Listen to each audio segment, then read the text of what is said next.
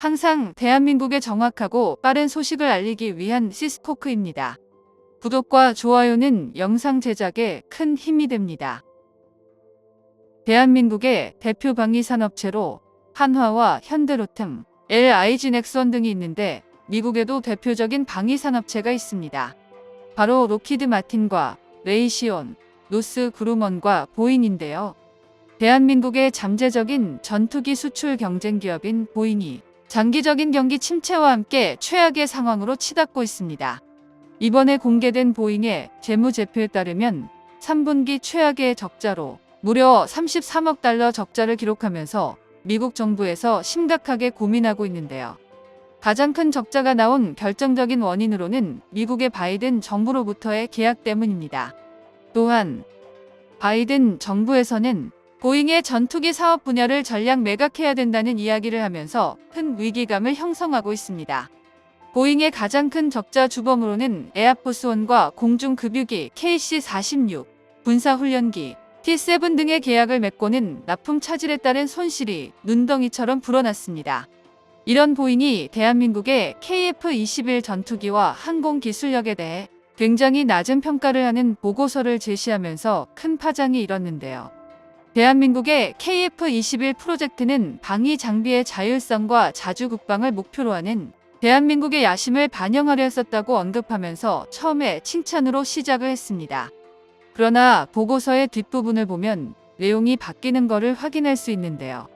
대한민국의 전투기 기술력은 보잉과 비교해 명확한 한계가 있으며 FA-50은 경전투기로 작은 기체이고 KF-21의 향후 개발은 여전히 미국 방산 기업들에게 결정적인 위협은 되지 않는다라는 내용이었습니다. 보잉이 주장하는 내용에 따르면 한국은 KF-21 전투기를 발전시키기 위해 노력하지만 아직까지도 성능 수준은 그렇게 높지 않다였습니다. 물론 T-50 훈련기를 개량한 FA-50 역시 세계적으로 수출이 되고 있기는 하지만 아시아 지역의 시장의 한계와 러시아와 중국을 비교하며 더 이상 발전 가능성은 크게 없을 것이라고 평가를 했습니다.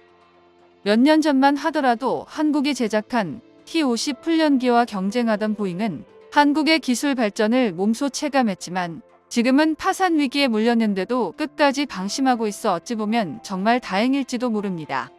보잉은 4년 전 잇따른 추락 사건을 통해 암흑의 4년을 보내고 있습니다. 2018년 인도네시아와 2019년 에티오피아의 항공기 추락 사고로 총 346명이 사망하는 대형 사고를 치고는 전 세계적으로 보잉 737 비행기의 운행 중지가 내려졌고 조 바이든 대통령이 사용하는 에어포스원의 제작이 자꾸 지연되면서 보잉의 명성과 이익은 나락으로 떨어졌습니다. 당시 에어포스원으로 개조하는 727전보 제트기를 터무니없는 7억 6천만 달러에 계약을 했으나 부품값 상승으로 고정 가격으로 계약을 하는 큰 실수를 저질러 손실은 눈덩이처럼 불어나 마침내 전투기 사업을 매각한다는 소문이 돌고 있습니다. 대한민국이 전투기를 개발했다는 자체만으로 대단한 기적이라고 부르는 사람들이 있는 반면에 대한민국이 자체 기술력으로 만든 KF-21 전투기가 초음속의 벽을 뚫고 마침내 세계 8번째로 초음속 비행기체 성공한 나라로 등극을 해도 기술력을 의심하는 사람들이 계속 있습니다. 보잉 말고도 록히드 마틴 역시 4대 핵심 기술을 넘겨주지 않겠다며 말을 바꿨을 때 대한민국은 아직까지 항전 장비의 기술력에선 미달이라며 미국산 부품을 수입해서 사용하길 권했습니다. 물론 그들 입장에선 우리 대한민국의 성공을 인정하지 않는 것이 당연할 것입니다. 대한민국이란 나라의 부품이며 완제품 군사 무기들을 몇십 년 동안 구매해온 충성 고객이 이제 자체 기술력으로 개발해 물건 구매를 안 한다고 하니 당연히 인정할 리가 없습니다.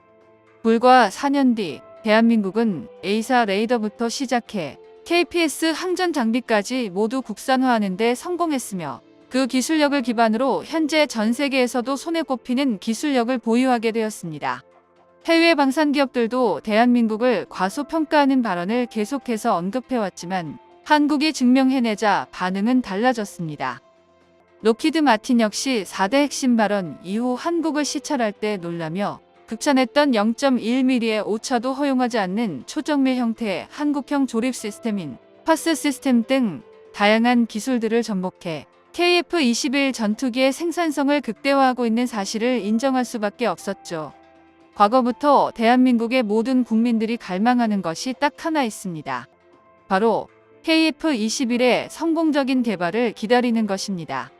일부 KF-21 개발에 적극적으로 반대하고 F-35 추가 도입을 주장하는 무리들도 존재했었지만 시제기가 눈앞에 등장하고 초음 속의 비행을 성공하자 더 이상 미국산 전투기란 말이 싹 사라졌습니다.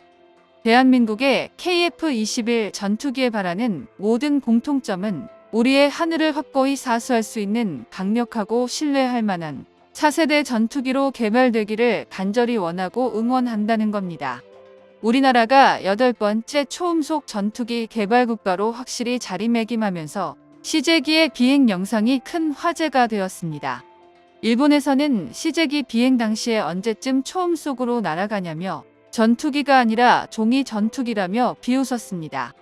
2015년 처음 KF-21 개발에 필요한 능동 전자주사식 위상 배열 A사 레이더, 적외선 탐색 추적 장비, 전자광학 표적 추적 장비, 전자파 방해 장비 RF 제머 등 4개 핵심 장비의 기술 이전을 미국에게 요청을 했지만 기술 이전은 절대 안 된다는 방침을 받고는 4개 핵심 장비의 체계 통합과 관련해 국내 개발을 시작했습니다.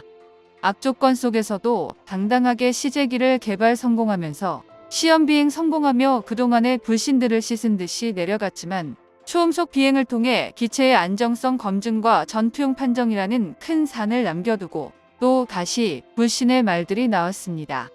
그러나 KF-21 보람의 전투기 시제기 3호기가 출격하자마자 초음속의 벽을 뚫고 기체의 안정성을 인정받았으며 이제 전투용 판정만을 남겨두고 있습니다. 방위사업청의 시험 비행의 일정을 앞당겨 올해 말 전투용 판정까지 받는 것이 목표라고 하였고 곧 있을 100회차 시험 비행이 완료가 되면 시제기들의 동시 비행과 함께 추가적인 시제 4호기부터 6호기까지도 비행을 진행할 예정입니다. 2026년 KF-21 보람의 전투기가 마침내 초도 물량이 나오지만 방위사업청의 일정을 현재 크게 앞당기고 있으며 초도 물량의 조기 배치도 기대해봅니다. 대한민국이 앞으로도 지금처럼만 노력해서 세계 방산시장 수출 경쟁력에 한 획을 긋기를 바랍니다.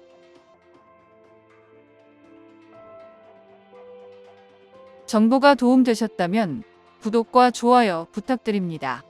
이상 시스코크입니다.